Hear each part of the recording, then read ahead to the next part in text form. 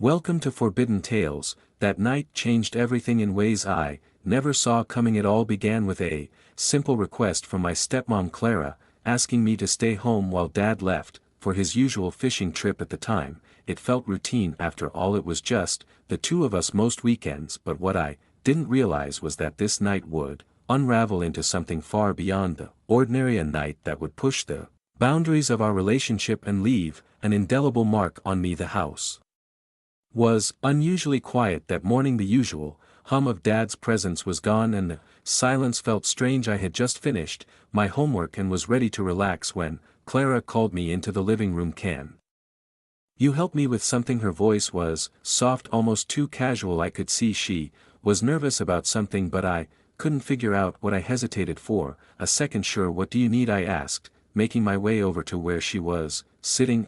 Clara always had this calm demeanor, but today something in the air felt different. I just couldn't put my finger on it yet. She smiled, but there was something in her eyes that made my pulse quicken. "Come sit down," she said, patting the cushion next to her. I did as she asked, unsure of what was coming next, but I couldn't deny that curiosity had started gnawing at me. Clara leaned back, crossing her legs and looking at me with an intensity one hadn't noticed before. "You've grown up so much, you know that," she said. Her tone was light, but the words hung between us heavy with unspoken meaning. "You're not the little boy I used to know." My heart skipped a beat. This wasn't like her. We had always had a friendly, almost casual relationship, but today something felt dangerous. "I guess," I mumbled, not sure how to respond. She leaned in slightly, her eyes never leaving mine. "No, really," she insisted, "you've changed, and I think we both know it." The way she said it made me shiver. There was a strange tension building in the room, and I didn't know how to break it. "Clara, what are you trying to say?" I asked, finally forcing the question out. I needed to understand what was happening here, why the air felt so thick with something unspoken. For a moment she didn't respond. She just looked at me, her eyes searching mine as though she was trying to find the right words. Then she sighed and stood up, walking over to the window. "Your dad's gone for the weekend," she said quietly, staring out into the yard. "It's just the two of us here." I nodded, unsure of where this conversation was going, but feeling that nod in my stomach tighten. She turned to face me, her expression unreadable. "You know, I've been thinking," she began, her voice steady but soft, "there are things I've wanted to talk to you about, things that I've never had the courage to say until now." I swallowed hard. Like what? She took a step closer, her eyes locking onto mine. "Like us," she said simply. The word hung in the air and I felt my pulse raise. What was she implying? This didn't make sense. I tried to laugh it off, but my voice came out shaky. "What do you mean us?" Clara smiled, a small knowing smile that made my stomach flip. "You've noticed it too, haven't you?" she asked, her voice a low murmur. "The way things have changed between us. We're not just stepmother and stepson anymore." My mind was spinning, trying to catch up with her words, trying to understand what was happening, but there was a part of me deep down that knew exactly what she was talking about. I had felt it too, the way things had shifted over the last few months, the subtle glances, the lingering touches, but I had always pushed those feelings aside, convinced myself they weren't real. "I don't know what you're talking about," I lied, my voice barely a whisper. She stepped even closer, her presence overwhelming, and suddenly the room felt much too small. "Yes you do," she said softly, her fingers brushing lightly against my arm. "You felt it too." I stood up abruptly, stepping away from her, trying to clear my head.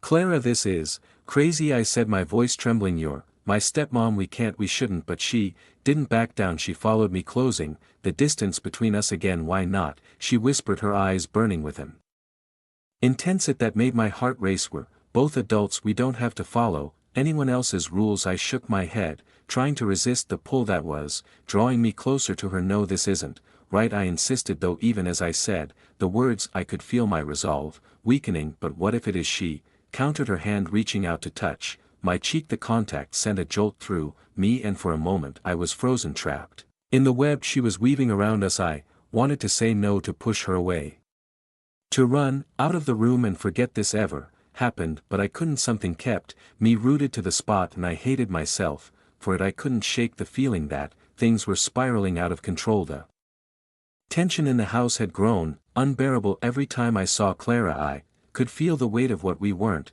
saying pressing down on me, suffocating me, but I didn't know how to confront it. didn't know how to stop the slow, inevitable pull that seemed to be dragging us both towards something dangerous. The days blurred together, every interaction between us felt loaded, like we were walking on a razor's edge. I tried to keep my distance, avoiding being alone with her as much as possible, but it wasn't easy. She always seemed to find a way to be close to me, to make her presence known, whether it was a casual touch on the arm or the way she looked at me from across the room. It was always there, this simmering tension that refused to go away. Then came the night everything changed. Dad was working late and I was trying to stay holed up in my room, hoping that if I avoided her long enough things would go back to normal, but deep down I knew that wasn't going to happen. I could hear her moving around downstairs, the sound of the TV playing softly in the background, clock ticked loudly on my wall, each second dragging on, making it harder to ignore the reality of the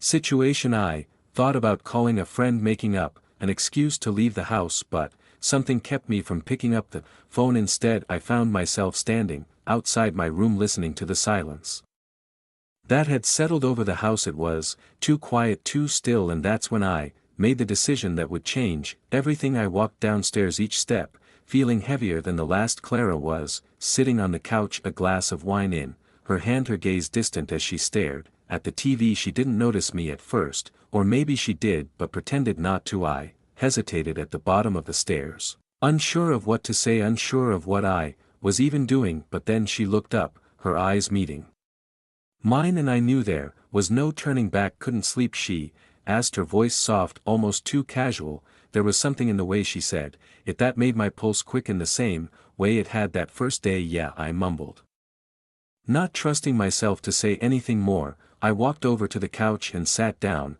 leaving as much space between us as possible, but even with that distance I could feel the tension between us, thick and unspoken. We sat in silence for a few moments, the only sound the quiet hum of the TV. I could feel her watching me, her eyes lingering on me in a way that made my skin tingle. I didn't know what to do, didn't know how to break the silence without making things worse, but before I could say anything she spoke again. I've been thinking about us, she said softly, her voice barely above a whisper. My heart skipped a beat. Clara, we can't, I started, but she cut me off before I could finish. Why not, she asked, turning to face me fully. Why are we pretending there's nothing between us when we both know there is? Her words hit me like a punch to the gut. I wanted to argue, to tell her that she was wrong, that we couldn't go down this path, but the truth was I didn't have the strength to fight it anymore. I had felt it too, the strange pull between us that had only grown stronger with time. I had tried to ignore it, tried to convince myself that it wasn't real, but now sitting here with her I couldn't deny it any longer. We can't do this, I said, though my voice lacked conviction. Even as I said the words I knew they were a lie. I was lying to her, lying to myself. She leaned in closer, her hand resting on the cushion between us. We're not doing anything wrong, she whispered, her voice low and intense. We're not hurting anyone. I shook my head, trying to clear the fog that had settled over my thoughts. But it's not right, I argued weakly. She reached out and placed her hand on mine, her touch sending a jolt of electricity through me. Who says what's right and what's wrong? She asked, her voice steady, her gaze never leaving mine. I swallowed hard, my heart pounding in my chest. I wanted to pull away, wanted to tell her to stop, but I couldn't. I was frozen, trapped by the intensity of the moment, by the feelings I had been trying to deny for so long. We don't have to follow anyone else's rules, she whispered, her fingers lightly tracing patterns on the back of my hand. We can decide for ourselves what's right. I closed my eyes, trying to block out the sound of her voice, the feel of her touch, but it was no use. The walls I had built around myself were crumbling, and I didn't know how to stop it. Before I could say anything, before I could gather the strength to pull away, she leaned in even closer, her lips brushing against my ear as she whispered, tell me you don't feel it too. Her words sent a shiver down my spine, and I hated how much my body responded to her, how much I wanted to give in. I opened my mouth to protest, to tell her that this was wrong, that we couldn't do this, but no words came out. Instead I found myself turning to face her, my breath catching in my throat as our eyes locked. The moment as TR stretched on, the tension between us growing thicker with each passing second, and then without thinking, without planning, I leaned in and kissed her. It was soft, at first tentative, as though we were both testing the waters, unsure of what would happened next, but the kiss quickly deepened, the heat between us rising as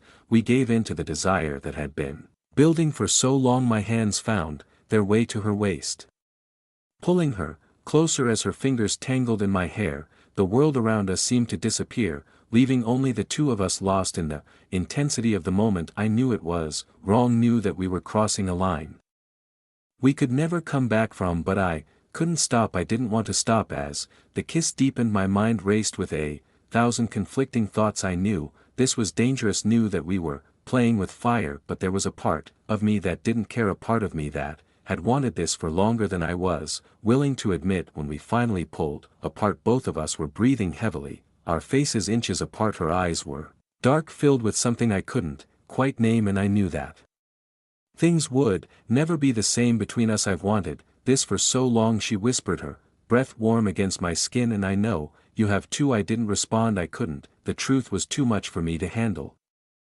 Too overwhelming. Instead, I just nodded, my heart pounding in my chest as the weight of what we had just done settled over me. But even then I knew it wasn't over. The kiss had only been the beginning. There was more. There would always be more. After that night everything changed between us. I couldn't look at Clara the same way. Every time our eyes met I felt a rush of heat, a reminder of what we done and of the unspoken promise of what might happen again. The air in the house seemed charged with something dangerous, something we both understood but didn't dare acknowledge openly. Days passed in a tense, awkward silence. I kept my distance as best I could, but it was impossible to avoid her completely. Every brush of her hand, every passing glance felt like a spark threatening to ignite the tension that simmered just beneath the surface. I knew what was happening wasn't right, but there was a pull between us that I couldn't ignore, no matter how hard I tried. One afternoon, while Dad was out again, the silence in the house felt unbearable. I was pacing the living room trying to distract myself with the TV, but my thoughts kept drifting back to her, the memory of that kiss, the way her lips had felt against mine, the way my heart had raced. It was all too much. I hated myself for thinking about it, but I couldn't stop. Just when I thought I might lose my mind, I heard her footsteps behind me. I turned to see Clara standing in the doorway, her expression unreadable. For a moment, neither of us spoke. The tension between us was thick, heavy, with everything left unsaid. We need to talk, she said finally, her voice low, almost hesitant. I nodded, knowing this conversation was inevitable, even if I wasn't ready for it. Yeah, I agreed, my throat tight. We do. She walked over to the couch, sitting down with a sigh. I followed, sitting across from her, keeping a careful distance. My heart was pounding in my chest, and I couldn't quite meet her eyes. I didn't know how to start, didn't know what to say that would make any of this better. I know things have been different, she began, her hands clasped in her lap, and I don't want you to feel uncomfortable. That's the last thing I want. I swallowed hard, my mouth dry. I don't know what to feel, I admitted, my voice barely above a whisper. I mean, this isn't normal, right? We're not supposed to feel this way. Clara looked down at her hands, her expression troubled. I know, she said softly, but it's not something we can just ignore either, can we? I didn't have an answer for her. The truth was I didn't know what we were supposed to do. Everything felt wrong, but at the same time there was a part of me that didn't want it to stop. I couldn't explain it, couldn't rationalize it, but the feelings were there, undeniable and real. There was a long silence between us, filled with the weight of everything we weren't saying. I could feel the tension building again, that same dangerous pull that had led us down this path in the first place. And then, before I could stop myself, I said, I think about it too. The words were out of my mouth before I could take them back, and once they were spoken there was no undoing them. Clara's eyes flicked up to meet mine, and in that moment I knew there was no going back. We had crossed a line, and now we were standing on the edge of something even more dangerous. She didn't say anything at first, but the look in her eyes told me everything I needed to know. There was a heat there, a need that mirrored my own, and it terrified me, but at the same time, it excited me in a way I couldn't deny.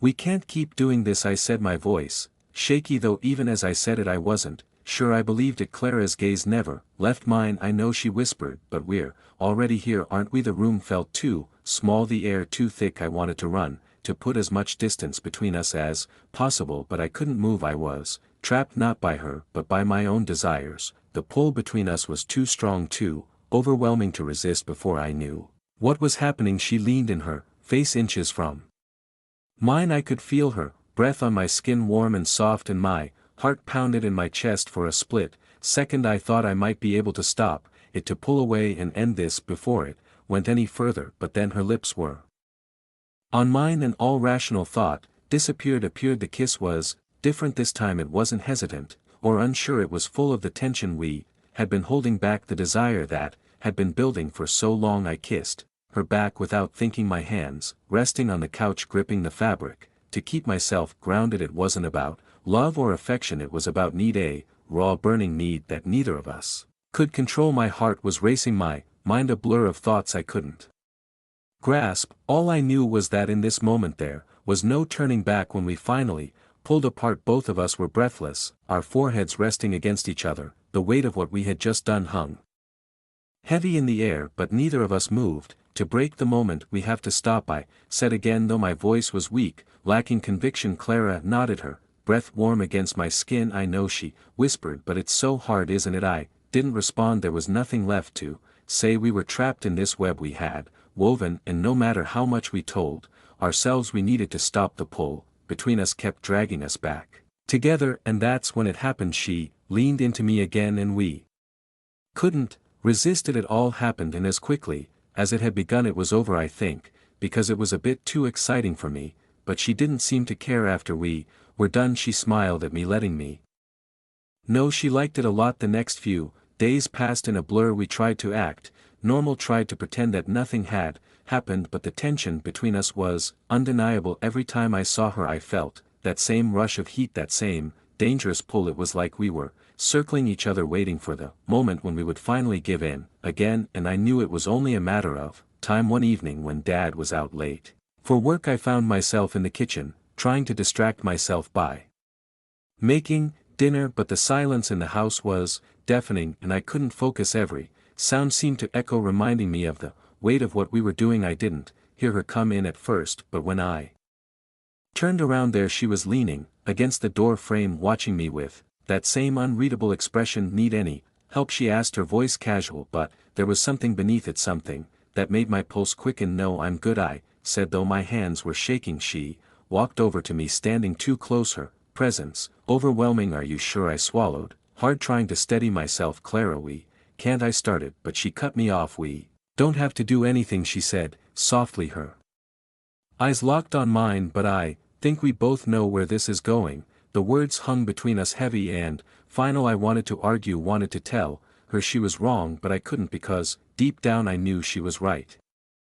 We stood there in silence, the space between us shrinking with every passing second, and then, before I knew it, she was kissing me again. It was quick, almost fleeting, but it was enough to reignite everything we had been trying to hold back. My heart pounded in my chest, and I knew that this was only the beginning. The weeks that followed were a blur of stolen moments and fleeting glances. It was like living in two separate worlds, one where everything seemed normal, and another where Clara and I were constantly on the verge of something we couldn't control. The weight of our secret was heavy, but we couldn't stay away from each other. No matter how much I told myself it needed to stop, that we needed to stop, it kept happening. Every time Dad left for work or stayed out late, the tension between us grew. I'd find myself in the same room as her, and without saying a word, we'd both know what was coming next. It was terrifying how easily we had slipped into this. Every touch, every look felt like we were crossing some invisible line, yet it was never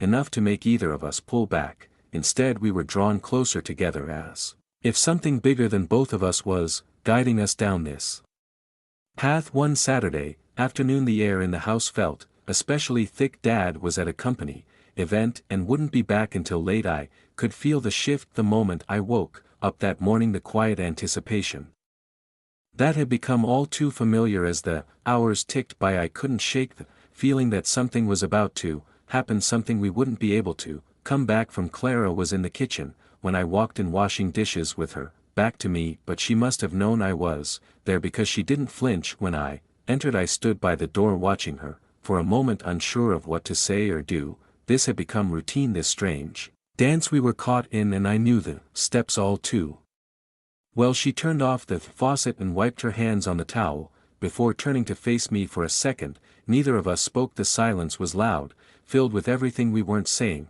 "Are you okay?" she asked, her voice soft. Her eyes searching mine. Hadn't been for a while, but how could I explain the storm that was raging inside me, the constant battle between right and wrong? "I don't know," I finally replied, my voice barely audible. Clara walked toward me, stopping just a few feet away. "I've been thinking," she began, her words slow and deliberate, "maybe we should talk about what's been happening." I tensed, not sure I wanted to have this conversation. What was there to say that hadn't already been said with our actions? But she wasn't backing down, and I knew I couldn't avoid it forever. "What's there to talk about?" I asked, my heart racing. She sighed, rubbing her forehead with the back of her hand. "I don't know, maybe we need to figure out where this is going. We can't keep living like this, pretending it's not happening." She was right, but I didn't want to hear it. "Where do you think it's going?" I asked, my voice sharper than I intended. Clara flinched slightly but didn't break eye contact. "I don't know," she admitted, "but I do know that we can't keep tiptoeing around it." I ran a hand through my hair,